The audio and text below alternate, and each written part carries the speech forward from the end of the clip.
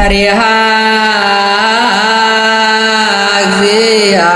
እግዚአብሔር። በስመ አብ ወወልድ ወመንፈስ ቅዱስ አሐዱ አምላክ አሜን። የተወደዳችሁ የልዑል እግዚአብሔር ቤተሰቦች የእመቤታችን የቅድስት ድንግል ማርያም የአስራት የበኩራት ልጆች በወደደን ባፈቀረን በልዑል እግዚአብሔር ፍጹም ሰላምታ እንደምን ዋላችሁ? ዛሬ ደግሞ የአባቶቻችን ታሪክ ይዘንላችሁ መጥተናል።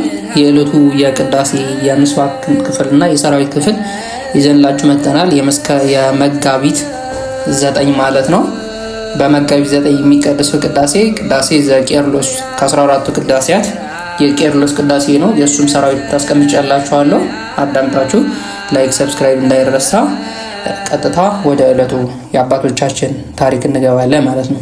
አንድ አምላክ በሆነ በአብ ወልድ መንፈስ ቅዱስ ስም መጋቢት 9 በዚህች ቀን የከበረ እንድሪያኖስና ሚስቱ አውሳብዮሳና አርማ ሌሎቹ 40 ሰዎች በሰማዕትነት አረፉ። እሊህም ምርጦች ለረከሰ ከወርቅና ከብር ለተሰራ ጣዖት ማምለክን እምቢ ስላሉ የክብር ባለቤት ለሆነ ለጌታችን ለኢየሱስ ክርስቶስ ስለ ስሙ ጣላያን ጽኑ የሆነ ስቃይን አሰቃዩአቸው። ከዚህ በኋላ ራሳቸውን በሰይፍ ቆረጡ። የሰማዕትነትን አክሊል በመንግሥተ ሰማያት ተቀበሉ። በረከታቸው ከኛ ጋር ለዘላለም ይኖር አሜን። ሰላም ለእንድሪያኖስ ወለብእሲት ወስን ለአውሳብያኖስ ወአርማ ካል ወደ 40 ስቱፋ ነገል ወስም ይስቅዩን በጸሎትክሙ ለብእሲ ጾሙ አቅምሃ ተክል ከመይሰቅየ ነበር። በዚህች ዕለት ዳግመኛ ከአባኖብ ጋር በሰማዕትነት የሞቱ 2000 ሰዎች መታሰቢያቸው ነው።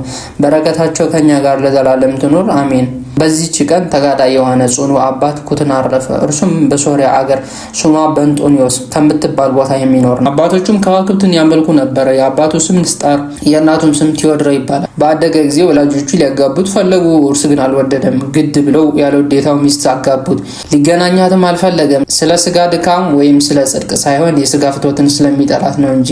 ደናግልም እንደሆኑ ሁሉ ከሚስቱ ጋር በአንድነት ኖሮ አምላክ ሆይ ወደ እውቀት ምራኝ በማለት ጸሎትና ምልጃን ያዘወትር ነበረ። ከእግዚአብሔርም የታዘዘ መልአክ ለቆርኔሌዎስ እንደተገለጠ ተገልጦ በክብር ባለቤት በጌታችን በኢየሱስ ክርስቶስ ማመን አስተማረው። ከሐዋርያትም ወደ አንዱ ሂዶ የክርስትናን ጥምቀት እንዲጠመቅ አዘዘው።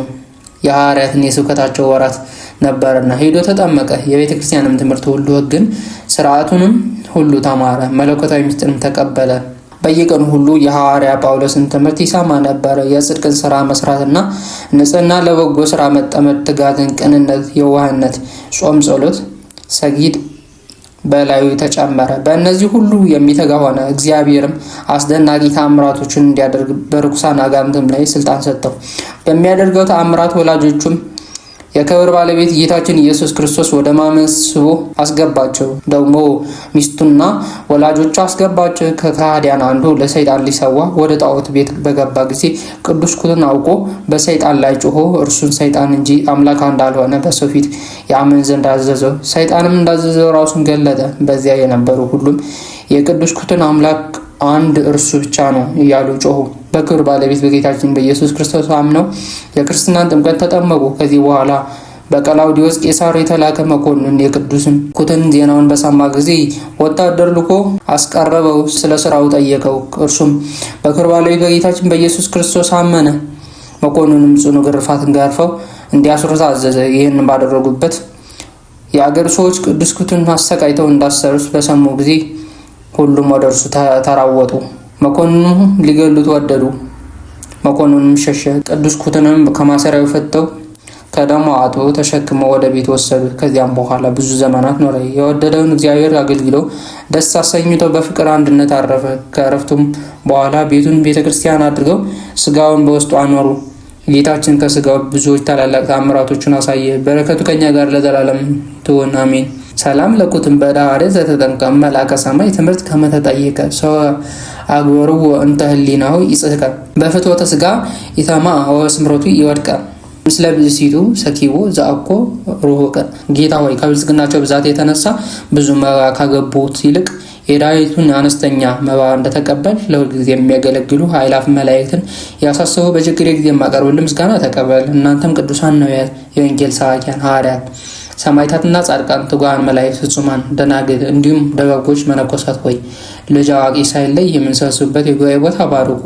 ይህ መጽሐፍ ወረቀት አዘጋጁ፣ ብራና ደምጦ የጻፈውና ያጻፈው ከግዕዝ ወደ አማርኛ የተረጎመን ቃለ ንባቡን በእርጋታ መንፈስ እና በተመስጦ ሕሊና ያዳመጠ በደለኛ ሁሉ የምታስምር የጌታ እናቱ በማርያም ጸሎት በኢየሱስ ክርስቶስ በአንድነት ይማረን። ከአባቶቻችን በረከታቸው፣ ረድኤታቸው፣ አማላጅነታቸው ያሳድርብን። መዋዕለ ጾም በሰላም ጀምሮ በሰላም ያስፈጽመን። የአባቶቻችን ታሪክ ይህንን ይመስላል። ቀጥሎ ደግሞ የምስዋዕ ክፍልና የሰራዊት ክፍል አስቀምጥላችኋለሁ። ነገ እንዳልኳችሁ የቅዱስ ቄርሎስ ነው ቅዳሴ የሚቀደሰው። ሰራዊት ግዕዝ ነው። ይሄንን የቅዱስ ቄርሎስ ሰራዊት ነው ማለት ነው። ስለዚህ አዳምጣችሁ ላይክ፣ ሰብስክራይብ ማድረግ እንዳይረሳ። ከወደዳችሁት ላይ መጀመሪያ ላይ ካርጋችሁ ጀምሩ። ከወደዳችሁት ደግሞ ሰብስክራይብ በማድረግ የዚህ ቻናል ቤተሰብ መሆን ይቻላል። መልካም ዓመትም ጀምረናል። ቲክቶክ ፔጅ ማለኝ ፎሎ እያደረጋችሁ ቤተሰቡን አበረታቱኝ። እናንተም መልካም በዓል ይሁንላችሁ። ፈሪሃ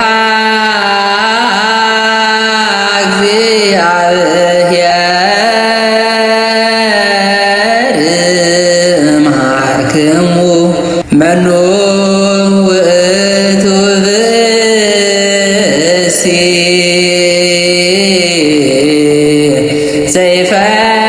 ዘይፈቅድ ኃይወ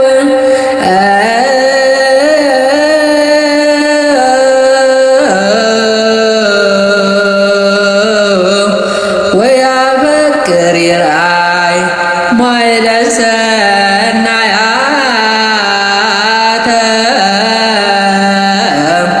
ሰራዊተ መላእክቲሁ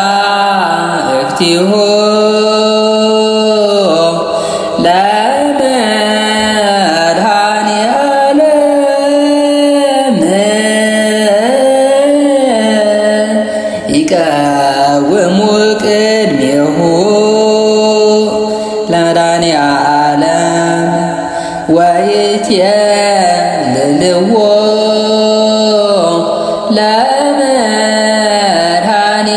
ለመድኃኔዓለም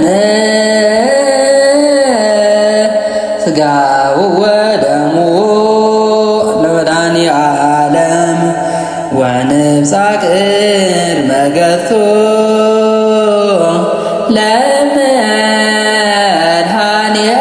ለመድኃኔዓለም በአሚነ ዚአሁ ለክርስቶስ ንገ